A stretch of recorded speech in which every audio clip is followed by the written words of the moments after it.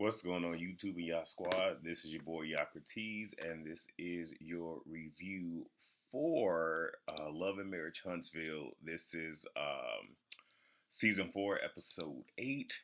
So we pick up where we left off. You have Destiny and Stormy being separated. Tisha is telling Destiny, pretty much, hey, stay calm. Mel goes and tells Destiny she and Stormy don't have beef with each other for them to be going at it. Now, I look at this one of two ways. Either A, this was Mel trying to be a good person, an outstanding person, or maybe this was her playing producer and seeing like, okay, things got a little too heated, like we want some good stuff, but we don't want y'all to come to blows. Whatever. Tisha talks to Stormy, and Stormy is trying to explain how she felt in that moment. Now, Tiffany jumps in and says, yes, because she was mocking her. Now, before Tiffany jumped in, Stormy said nothing about being mocked. As soon as Tiffany said she was being mocked, she clenched onto it like, yeah, I was being mocked and this, that, and the third. Kimmy is able to calm Destiny down. Tisha and Mel talk. They bring up the reunion and what was said about not being a good friend. That's what Mel said to Tisha. That's not exactly what was said, but in a roundabout way, that's what it was. Tisha was like, oh, well, no, Carlos asked me and I answered the question. And that's technically not what happened, because what happened in a roundabout way, because like I said, I'm late with this, so I'm not trying to go all the way into explicit details, but Melody says when the show wraps, I break from everybody and I take time for myself. Then Tisha made a face, and Melody gave her a moment by responding to Tisha's response to what she just said, which then began, what was being said, and pretty much just like, when Mel needs you, she will have you and use you. When she doesn't need you anymore, she tosses you away. Whatever. So then, the whole destroying marriages comes up. And then you have Tisha pretty much is saying like, okay, you want to sit here and do this, but your ex-husband, you knew he was cheating before we started doing this show. We knew he was cheating because you told us. And Mel just like, so I knew, so y'all knew, trying to deny it, but Melody did admit, I believe in one of those behind the scenes episodes, that right before they were supposed to start filming is when she found out. She told Carlos she wasn't going to do it, and then Carlos was able to convince her, which is why at that dinner they had, which I believe was still the first episode, she asked the question, what would you do if your spouse cheated? Is that a deal breaker?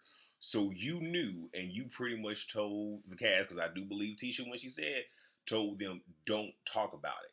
I'll be the one to bring it up, but y'all don't talk about it. And then she even, cleared her and told just like, you was with this man that you knew was cheating on you. You stayed with him, then had a baby by him. So pretty much you probably shouldn't be sitting here talking about nobody else's marriage. And let me see. And then you have Tisha saying to her, own your mess. Where is your proof? Which is a legit question. Because you want to keep saying that you don't lie. Okay, you don't lie. But if you're going to say, hey, your man is cheating, this, that, and the third, why can't you produce a tangible receipt? Because when you sat with Destiny, you was able to pull your phone out and show, like, I have been engaging with you, maybe not verbally, but through text messages, we were conversing when you said that I wasn't reaching out to you. You have receipts for that, but not for this. Okay. So Mel leaves and tells Stormy to come with her. Stormy leaves, and you have Mel walking away saying, she's proud of herself because, things could have went left. She got so much to lose, this, and third. And I do believe when a person is pushed to a breaking point, any and everybody has the ability to sit here and, go ape-ish. But I don't believe Mel is about that life. I believe Tisha's about that life. I don't think Mel's about that life. So now we get Maurice and Kimmy. It's her B-Day. She has breakfast in bed. They rehash the event. Then we talk about Jalen's housewarming. And she didn't pretty much tell Martell, didn't invite her. Maurice feels away and says, okay, well, look.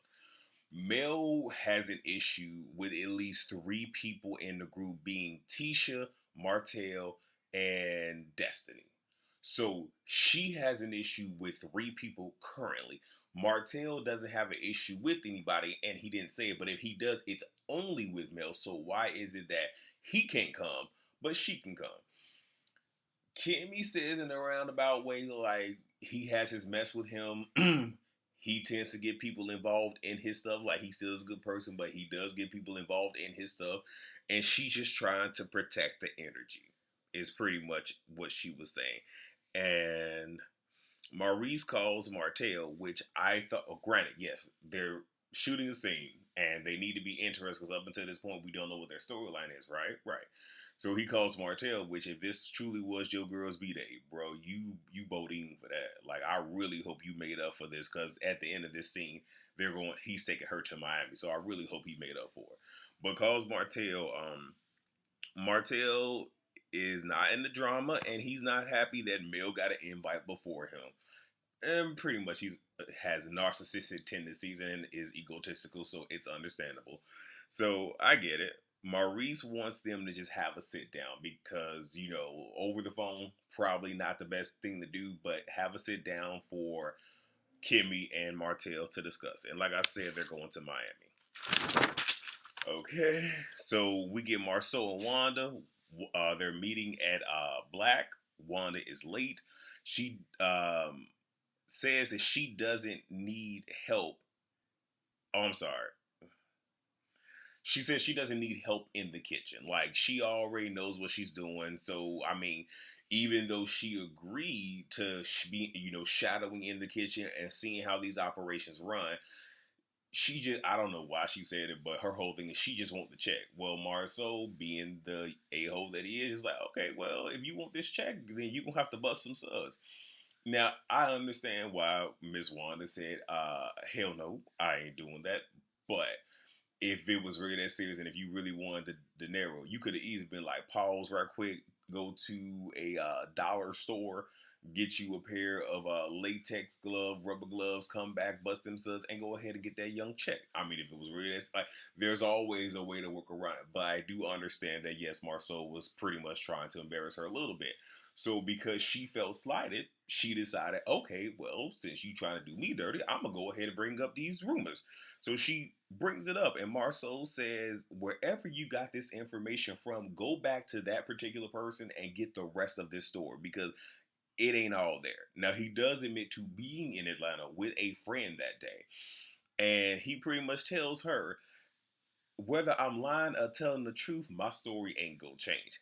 That doesn't help, but I do feel he goes extra when it's dealing with Wanda. So I think this is just his way of messing with her. I could be wrong. We get Mel and Stormy. They do the event recap, which is what everybody's doing. Stormy's thrown off by Tisha's energy, which I don't know why, because to my understanding, y'all haven't had any interactions. Now, are you thrown off by her energy because of what your good friend has told you? Okay, I wonder. And then Stormy says, she's iffy when it comes to Destiny and the disrespect, which I can see why she felt disrespected. But at the same exact time, had you not, because this is one of those where, again, I'm one of those people where you have to own own what you've done to help create certain scenarios. Had she just sat there, in the words of Tiffany New York Pilot, and just ate her food and just let everything play out, because Melody is a grown woman, Melody has the vocabulary to say whatever it is that she needs to say. So had she just sat there and just let Mel do what Mel does, you wouldn't even feel we wouldn't even be in a position to where you feel disrespected. Nevertheless, Mel says that Destiny can be aggressive and mentions that Destiny called her, and she pretty much said to Destiny that both she, meaning Destiny, and Stormy needs to talk. Which, okay, it's cool. Destiny called, and I will appreciate, even though Mel did call her aggressive, and hey, Destiny was coming off being a little bit headstrong. I do appreciate she didn't go so far as to trash her too much, especially after saying they've had a conversation. Let's see, what else? So we get Tisha and Wanda, and the whole shadowing comes up, and Wanda pretty much made it clear, like, look, it ain't going down. Your husband trying to make me wash some dishes, so I decided I wanted to bring up these photos. And Tisha says she's aware of things. She's not naive or insecure, which I'm pretty sure she is aware and abreast to what may or may not be going on. I'm pretty sure she is abreast and aware. And I don't like the fact that, because again, Wanda is the Mama Joyce of this franchise, where she's allowed to be in everybody's business, and Tisha, being the Candy, is not willing to, in a however you want to say it, to check her mother and be like, "Hey, stop talking about my marriage." But she lets her do it. Cause here's the thing. Look, I'm gonna keep it. Look, y'all know I'm petty. Cause I would have been like, "So, Mama, how about we talk about your husband and your boyfriend? How about we have a sit down where your husband and your boyfriend meet each other? Because I'm pretty sure they haven't met." Yeah, see, because that will get you above me. Um, and then Tisha says she will not talk about the things. I don't know what I wrote there. Okay, well, she pretty much said she's not going to talk about things, and she's tired of y'all. And when she said y'all, that included her mother, talking about my marriage. So then we get Martell, Tiffany, and Lou. They talk about the book signing. Martell says he knew nothing about the funeral trip, but again, she does not necessarily have to tell you that unless there is a court order saying that if one of the parents is taking the children out of town, that they have to let the other one know. Whatever. So the event rehash happens again. Martell says, when Stormy says something Mel doesn't like, she's going to throw her to the side. She will be on the outs. And that is her do-girl for the moment.